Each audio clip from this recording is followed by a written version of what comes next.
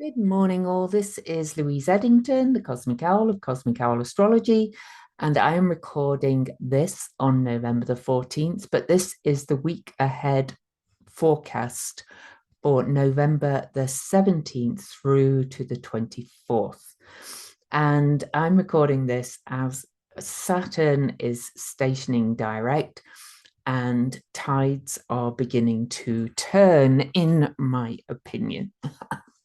And anyway, thank you for all those who've shown huge support for my videos recently, and welcome to all new subscribers.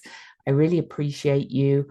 Every subscriber, every thumbs up and thumbs down, incidentally, and comment helps grow my channel. I'm very, very grateful to every one of you. So thank you, thank you, thank you.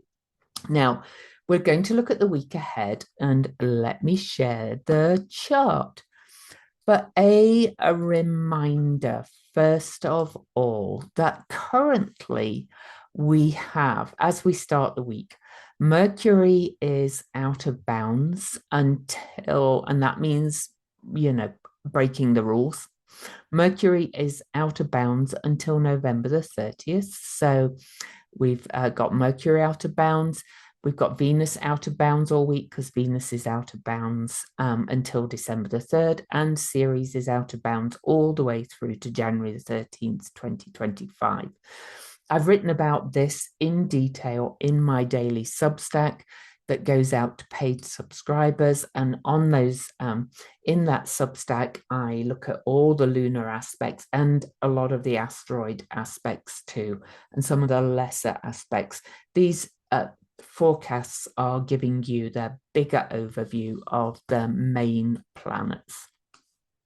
So we start the week with the moon in Gemini, and let me check. The moon is already way out of bounds as well in the sign of Gemini. So this week starts with Mercury out of bounds, the moon out of bounds, Venus out of bounds, and Ceres out of bounds. And all four are kind of causing this sense of rules being broken, norms being broken. They give you an opportunity, though, to also break some norms because, the planets do not compel, they impel, to quote Steve Judd. How we respond to those energies is how everything works. This is why predictive astrology is such an imperfect art, to be quite honest, because it leaves out that je ne sais quoi of how we each collectively respond to it. I also like to see it as it gives us choices or it gives us opportunities. So for you personally, this is a real week to do things differently, to break the way you've always done things, to feel like you're kind of beyond the bounds of the norm for you and start to do things differently. Mercury, with Mercury being communication and thinking. The moon, of course, feelings in Mercury's sign. Venus being values and relationships, amongst many other things. And Ceres being about our needs met and unmet, but also about some grief and loss and forgiveness too. So, and a lot of that is about forgiving the self. So that's where we start the week. And on that first day of the week, November the 17th, Sunday, the moon, I don't normally look at lunar aspects in this, but I will look at it just for this day because the moon comes up and opposes Mercury and conjuncts Jupiter, which foreshadows the energy of Mercury opposing Jupiter on Monday, the 18th. Now, this is the axis. Gemini Sagittarius is truth, knowledge, understanding, belief. It's also kind of about communication, laws, a bigger picture, vision for the future. There's all kinds of energy going on here. But it's also about changing perspectives because Jupiter is retrograde and Mercury is in the shadow of its retrograde, pre-shadow. So it's covering degrees that it will revisit. Now, please don't let anybody tell you that Mercury in Sagittarius is in detriment or debilitated. There's no such thing. It just acts differently. Mercury is more in alignment with Gemini, perhaps, but in Sagittarius, as I have Mercury in Sagittarius, I know that it's a truth speaker, it's a truth seeker, it explores what's true all the time. Nothing wrong with any of these planets in any signs. There is no good, no bad. And I am actually putting together a wonderful free group of speakers. I'm interviewing them currently. We'll have a link to register to get all those interviews soon. They'll be starting to be released on January the 6th. Now, there's no kind of trick to this. I'm not going to sell the recordings afterwards.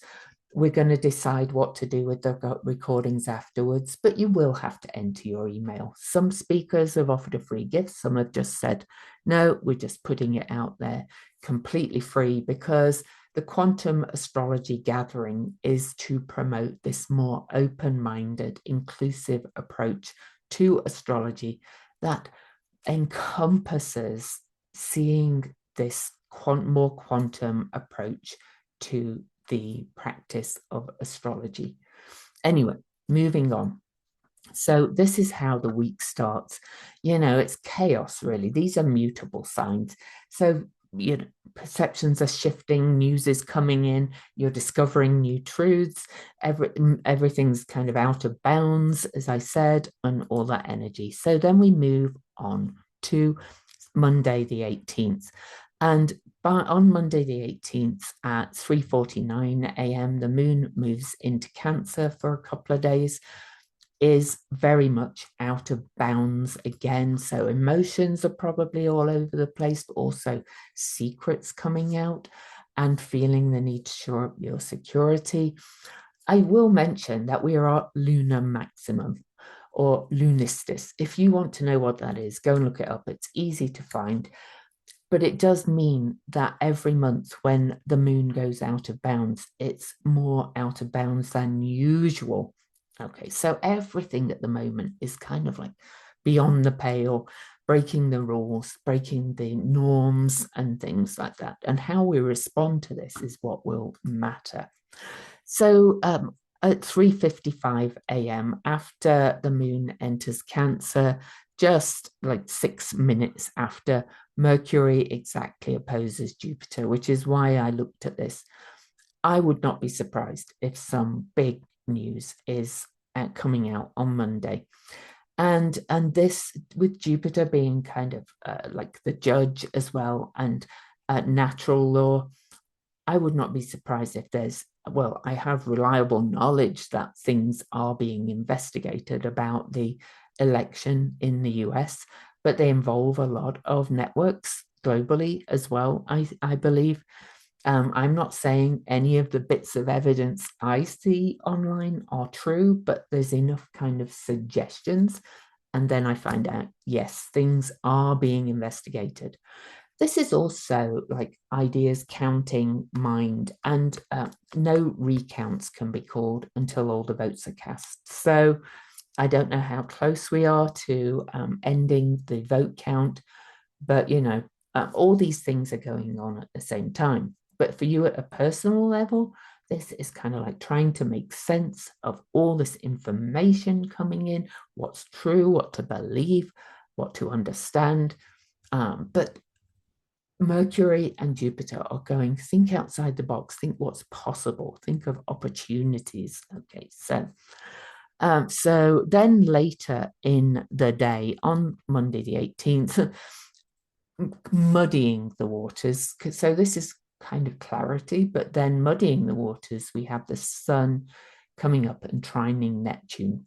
And Neptune is stationing direct on December the 6th, and so is moving pretty slow at the moment. It's not quite at the station point, but this is water and this is emotions, but it's also revealing what's been hiding in the shadows, both within us and without. This is also a very emotional aspect, but it's also kind of got this real energy of seeing into the shadows of your own shadows and the shadows of power games, manipulation, deception, delusion, right? So I guess you can see where all that's going. On Tuesday the 19th, big day. So first of all, early at 6:29, Mercury out of bounds, now just 3 degrees away from stationing retrograde, also kind of slowing down, very slow to go retrograde and out of bounds. As I already mentioned, Mercury again goes back in bounds on November the 30th at 20 Sagittarius. So, you know, we're not out of that yet. So Mercury, because Mercury is moving slow through these last degrees to when it stations retrograde, which is making all this impact even more challenging. As we move into November the 19th, I do want to say the moon still out of bounds, still in Cancer. Obviously, Mercury, Venus, and Ceres still out of bounds. And then, so the first aspect we have on Tuesday is that Mercury will make a lovely trine to Chiron, the wounded healer. Now, you know, Chiron is the wound. It's the gaping wound, but it's the wound where the light gets in. Chiron was a medicine man too. Chiron has been in Aries looking at our identity, our part in it, and the actions we take in all respects. Now, incidentally, Chiron was at this degree when the nodes entered Aries almost 18 months ago and was at this degree on the eclipse on April the 8th of 2024. So Chiron is going to station direct at this degree, but Chiron is not quite ready to station direct. But Mercury is getting ready to station retrograde, and you're going to have a think about your part in creating the future that you desire and about how you speak your truth to be a part of the healing that you want to see in the world.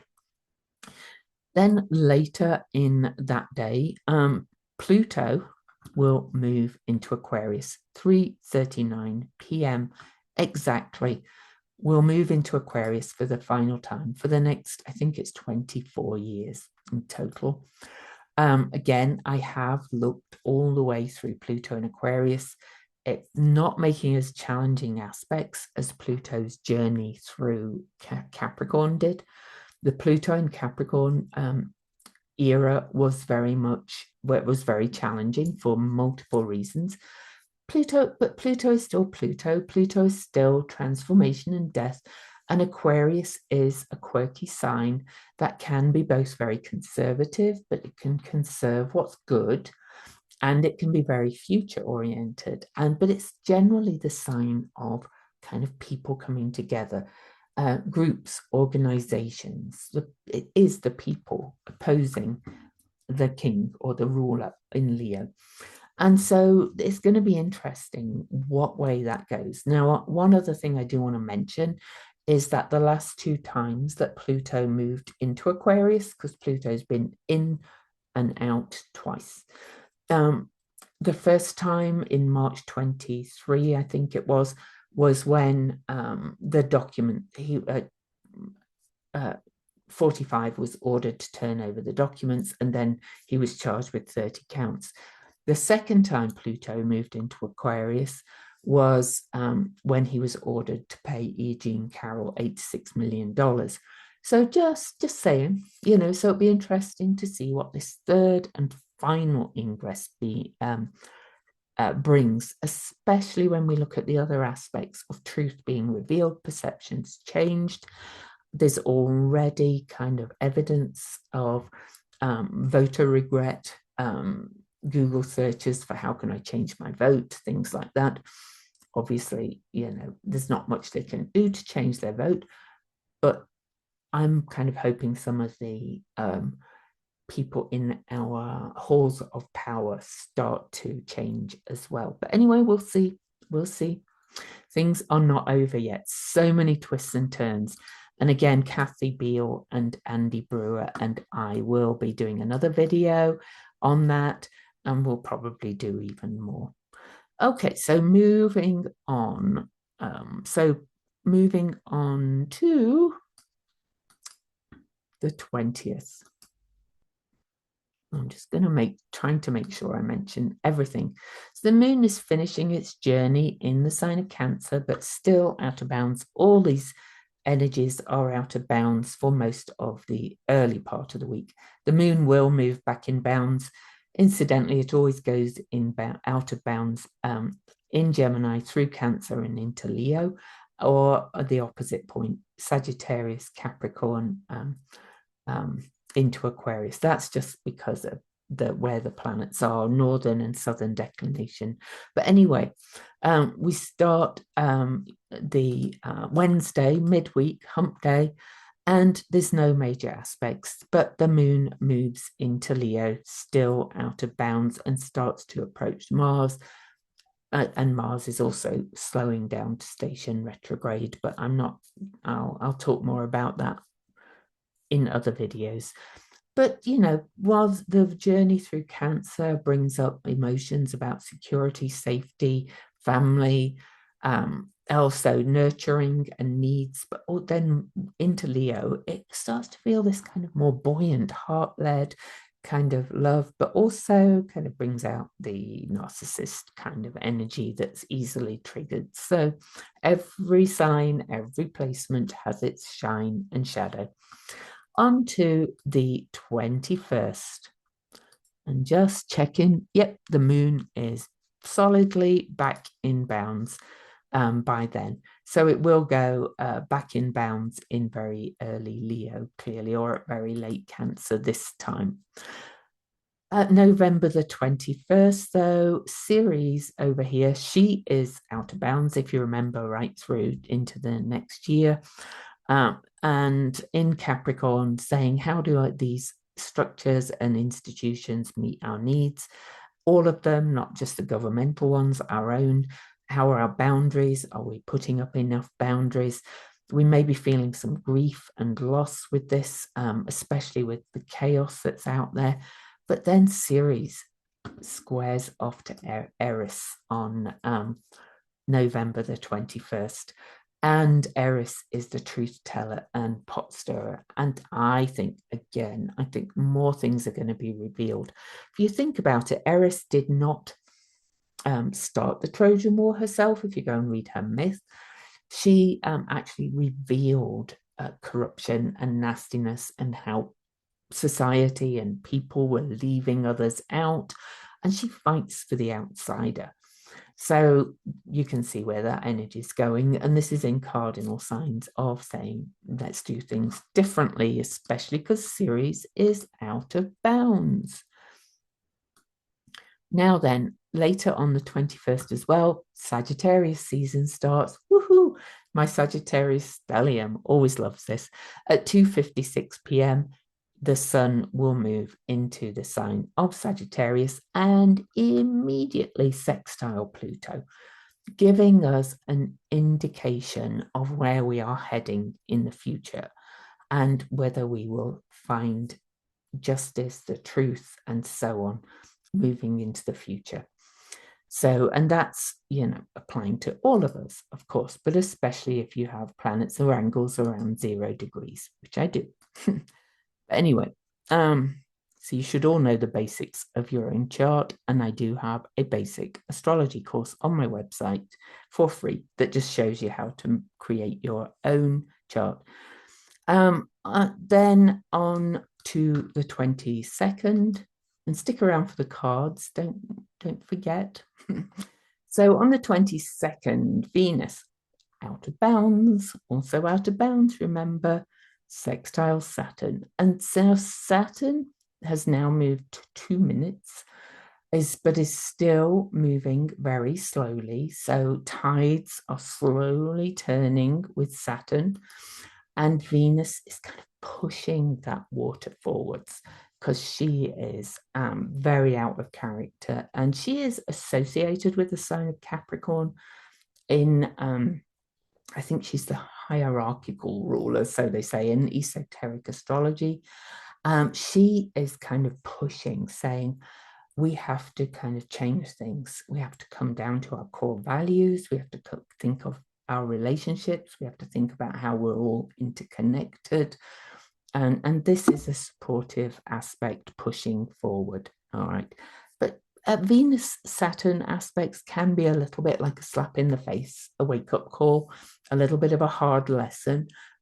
Even though it's a supportive aspect, you know, it might be something that, especially people with planets or angles around 12 degrees, kind of get a bit of a hard knock so that they learn they can do things differently, but not always. All right, so on to later on the 22nd.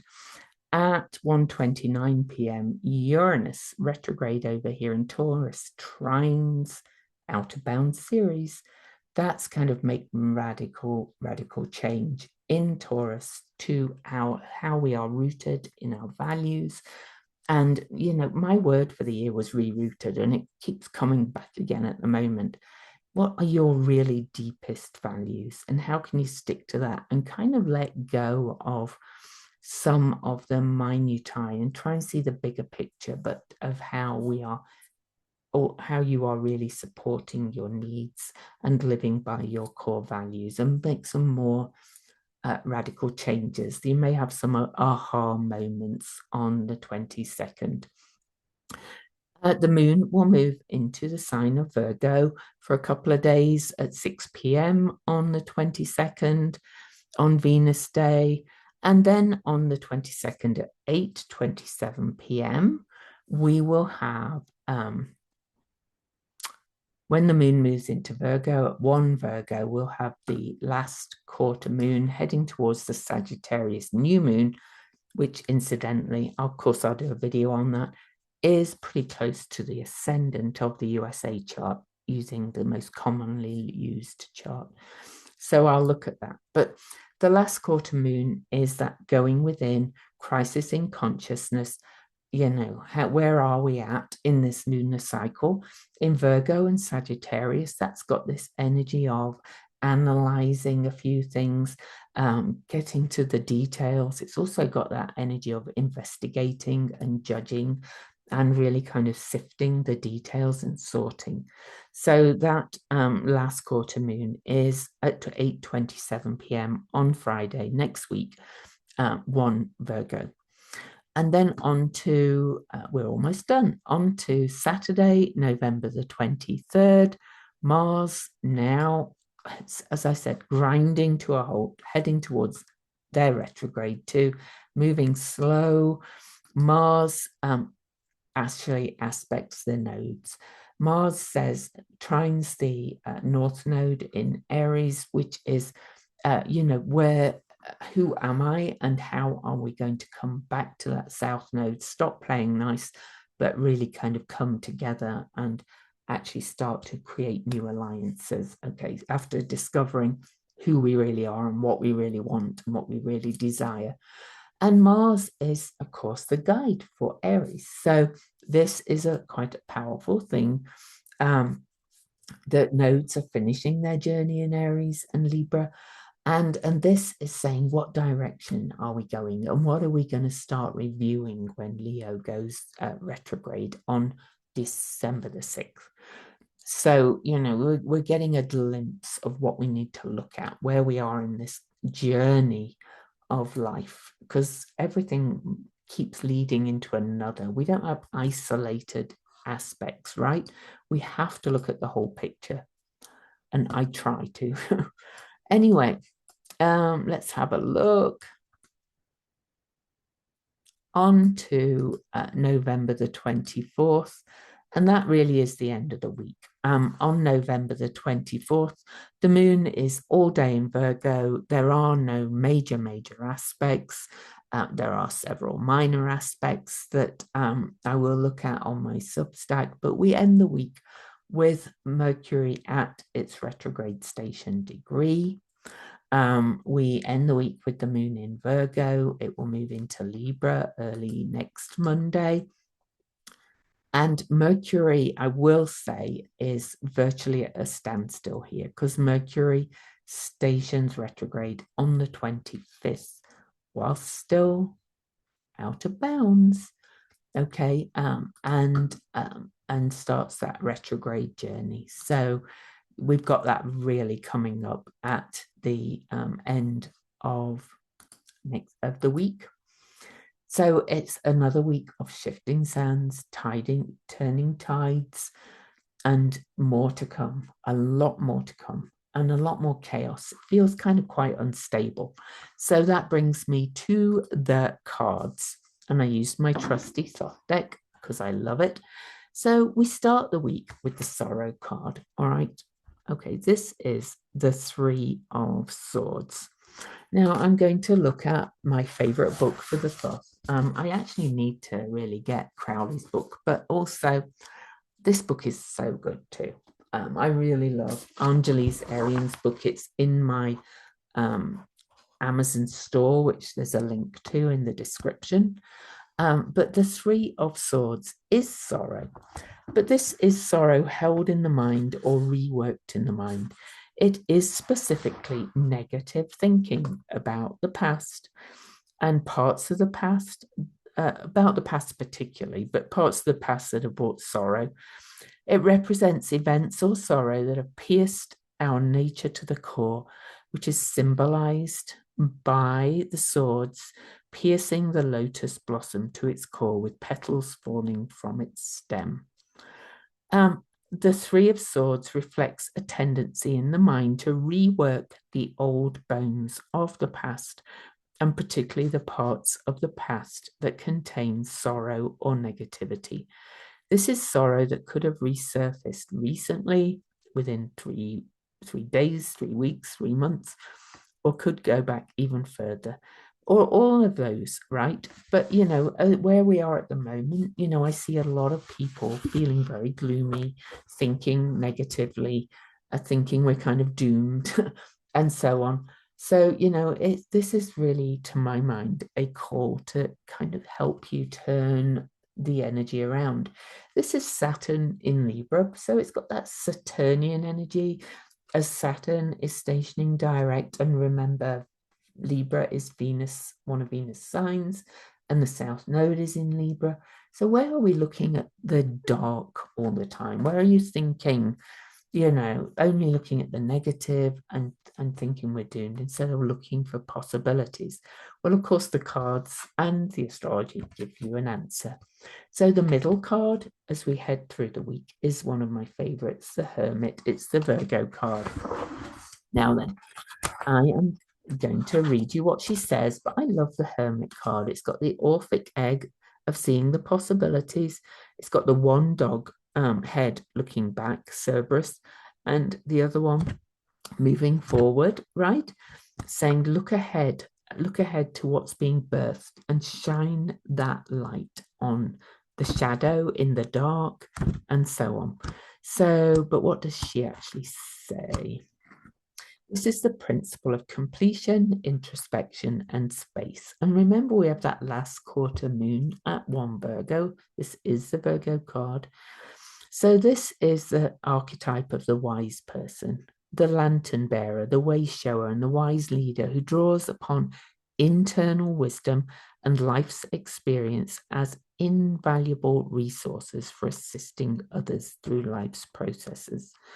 But this is a call to do it for yourself as well. So, it's perhaps, instead of looking at the negative of the past, perhaps looking at like how, it wasn't the end ultimately, for example, or, because I see so many posts saying we're effed, we're doomed, we're this, we're that. Well, are we really?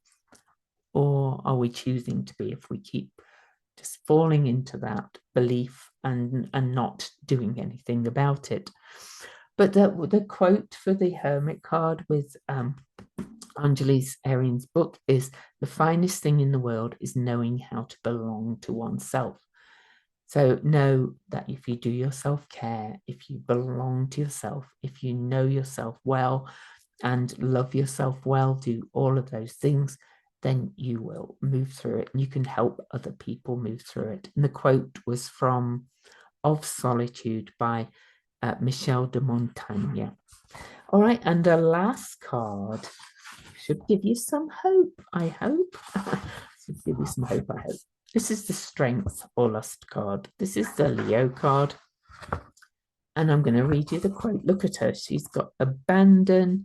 She's like, right. I always love this card because she's got the heads of the patriarchy on the head of the lion, right? And the snake coming up to kind of, oh, I love this card. So anyway, the quote with this is from Richard Moss, How Shall I Live? It says, to me, wholeness is the key to aliveness.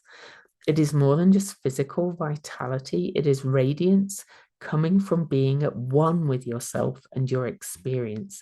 Life then flows through you and radiates from you. And this is the promise or opportunity or choice that we have to move towards in this week ahead. But this is the principle of strength, passion, and luster. Shine, letting yourself shine, having some lust for life. This is also representative of Beauty and the Beast, kind of, you know, letting beauty and love and the heart and gifts, talents, and resources that can quell the beasts or demons within our own nature, or at least kind of tame them a little bit and kind of not let them run us. Okay. So it's about overcoming old fears tied with the past, which is the grayed and darkened figures and objects in the background. And she rides Leo the lion, the astrological sign of creative power, and is through utilizing our creative gifts and talents like Leo the lion that we can tame and rein the beasts within. So I'm just going to give you a couple of quotes for this card. So, or affirmations, sorry. I enjoy expressing my energy, vitality, and enthusiasm in all I experience. I am an individual of character and strength, and I have unlimited creative resources from which to tap and express. Use them for yourself. And I kind of promise, I still see the overall trajectory positive. Don't kind of allow yourself to get stuck in these places. All right. Try and see possibilities, hope, optimism. I try my best to kind of keep feeding you them. We're going to be okay. And I would not be surprised if there's turnarounds in this election in the US too. So look out for Kathy, Andy, and I doing our next video as well. Love you. And my Sagittarius t-shirt, Wonder and Wonder, as we move into Sagittarius season. Mwah.